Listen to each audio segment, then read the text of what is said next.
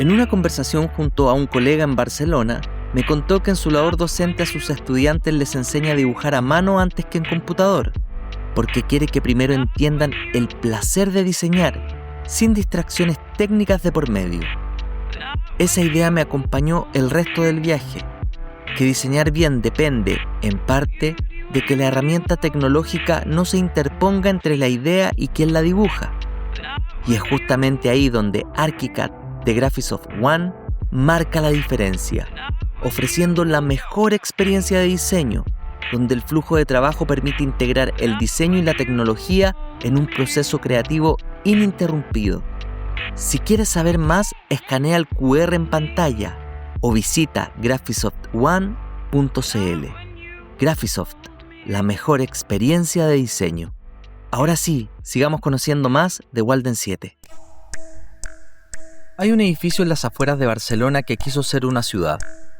Tiene cientos de viviendas, piscinas en la azotea, patios interiores, puentes y casi 1000 personas viviendo dentro. Pero también tuvo grietas, desprendimientos, conflictos y llegó a estar amenazado por la demolición.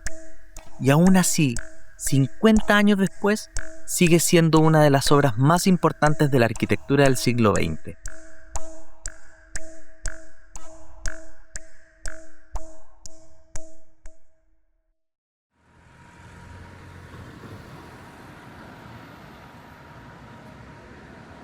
Walden 7 se construyó en 1975 en Saint-Just-Desvern, a las afueras de Barcelona. No fue simplemente un edificio de Ricardo Bofill, fue una obra de Bofill Taller de Arquitectura, un equipo colectivo que en ese momento estaba intentando algo mucho más ambicioso que diseñar departamentos.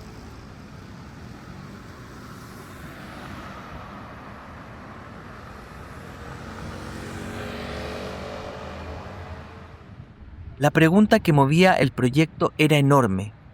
¿Se puede diseñar una forma distinta de vivir juntos? Pero el edificio empezó a contradecir su propia promesa casi desde el principio. Tuvo fallas técnicas, su proyecto urbano quedó incompleto, su carga social se fue diluyendo con los años y hoy muchas veces se consume más como una imagen espectacular que como experimento de vivienda colectiva. Este video no trata sobre si Walden 7 es bonito o no. Trata sobre algo más incómodo. ¿Qué hace que una obra de arquitectura siga importando cuando parte de lo que prometía no se cumplió?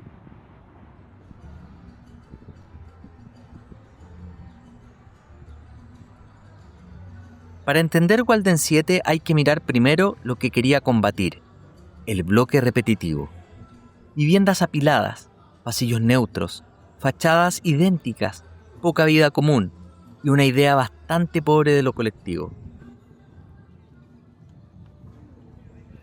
Para el taller de arquitectura, la vivienda no podía seguir siendo una pila de cajas repetidas. Tenía que ser otra cosa. Una estructura capaz de producir relaciones, una arquitectura donde el espacio común no fuera un residuo, una forma de habitar donde la comunidad no dependiera solamente de la buena voluntad de los vecinos, sino también de la forma del edificio.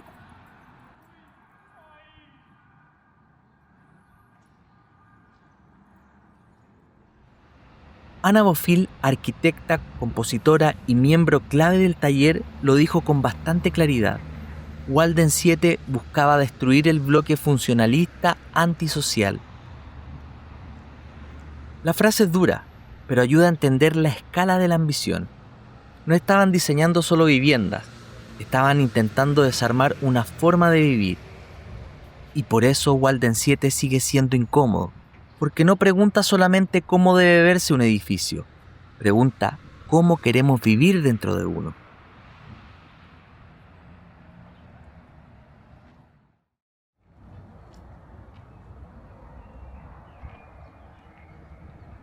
El nombre no era decorativo.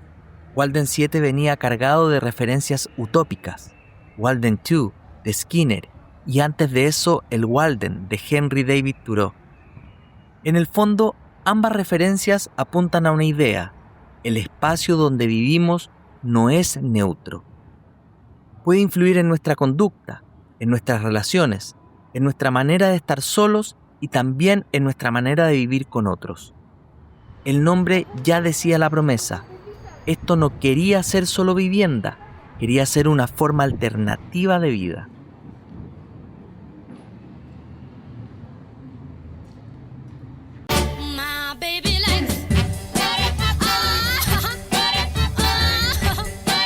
Antes de Walden 7, el taller había imaginado algo todavía más grande, la ciudad en el espacio. Un manifiesto de 1968 que proponía una ciudad tridimensional, modular y mezclada. No era una torre, no era una barra, no era una manzana tradicional. Era una estructura capaz de crecer, cambiar y mezclar usos en altura. Ese proyecto no se construyó. Walden 7 fue la parte de esa utopía que sí llegó al suelo.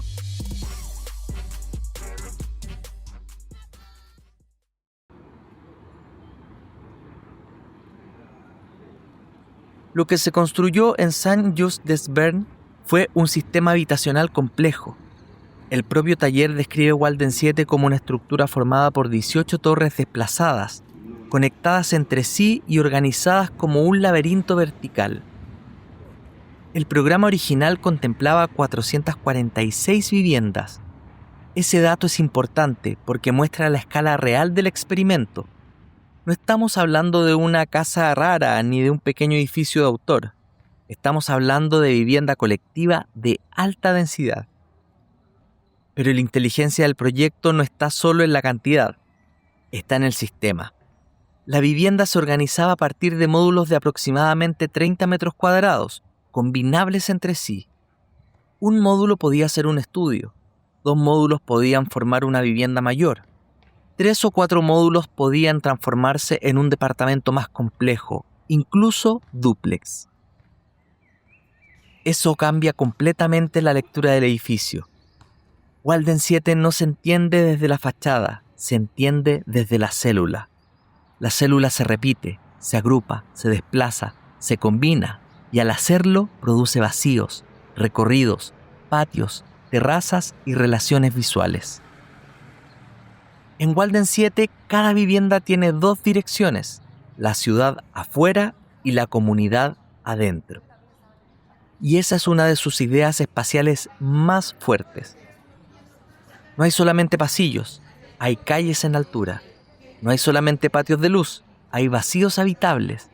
No hay solamente circulación, hay una escenografía cotidiana donde los vecinos se ven, se cruzan, se reconocen o se evitan.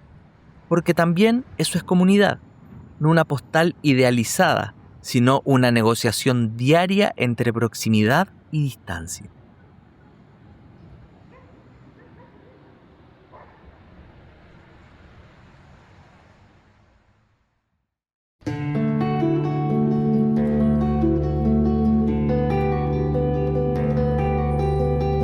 Espacialmente, Walden 7 funciona más como un barrio vertical que como un bloque residencial.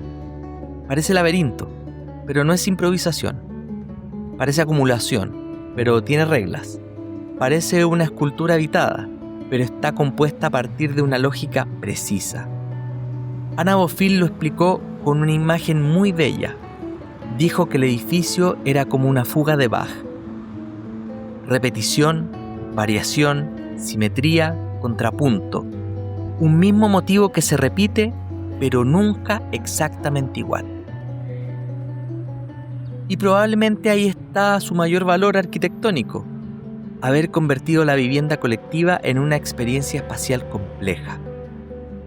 No solo vivir al lado de otros, vivir dentro de un sistema que te recuerda todo el tiempo que hay otros.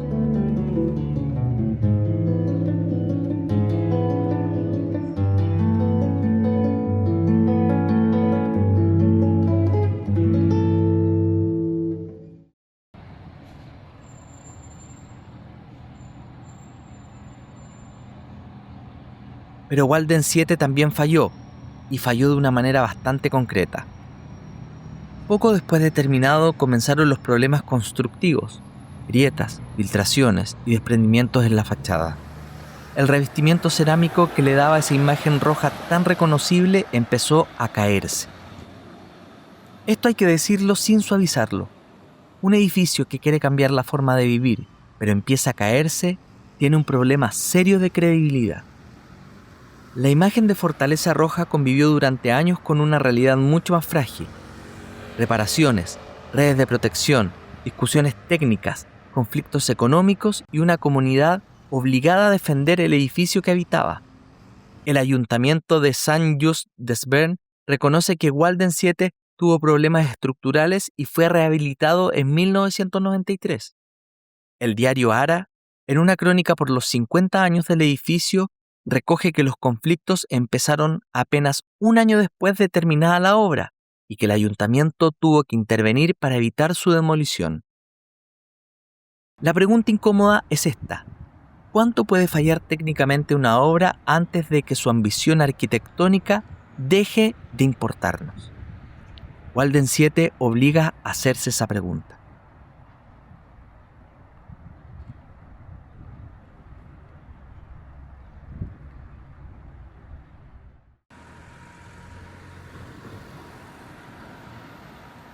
Pero el problema no fue solo técnico. La utopía urbana también quedó incompleta. Walden 7 quería ser ciudad, pero terminó siendo sobre todo vivienda. Quería mezclar usos, pero su vida cotidiana quedó concentrada principalmente en lo residencial. Quería transformar el entorno, pero el entorno no se transformó al ritmo de la utopía.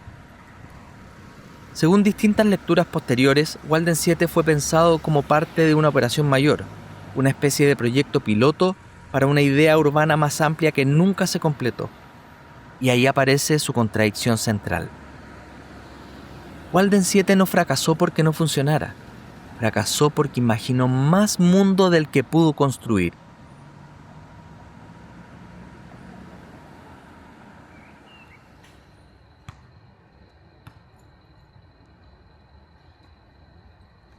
Pero si la historia terminara ahí, sería demasiado fácil, porque Walden 7 sigue vivo.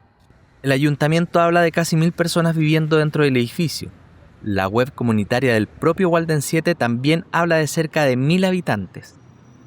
Y hay un dato muy revelador.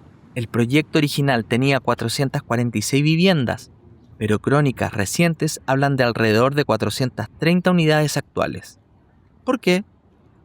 Porque algunos habitantes han ido comprando módulos de vecinos y fusionándolos. Eso no es una anécdota inmobiliaria, es arquitectura funcionando en el tiempo. El sistema modular permitió que algunas viviendas cambiaran de tamaño, que se ajustaran a nuevas familias, nuevas necesidades y nuevas formas de habitar. A veces la flexibilidad no está en hacer todo neutro, a veces está en diseñar reglas fuertes, capaces de aceptar variaciones. Walden 7 no fue flexible porque fuera indefinido, fue flexible porque tenía un sistema. Y quizás por eso sobrevivió. No solo porque los arquitectos lo defiendan, no solo porque los fotógrafos lo aman, no solo porque las escuelas de arquitectura lo siguen estudiando. Sobrevivió porque hubo personas que lo habitaron, lo repararon, lo adaptaron y siguieron encontrando valor en él cuando la imagen perfecta ya se había roto.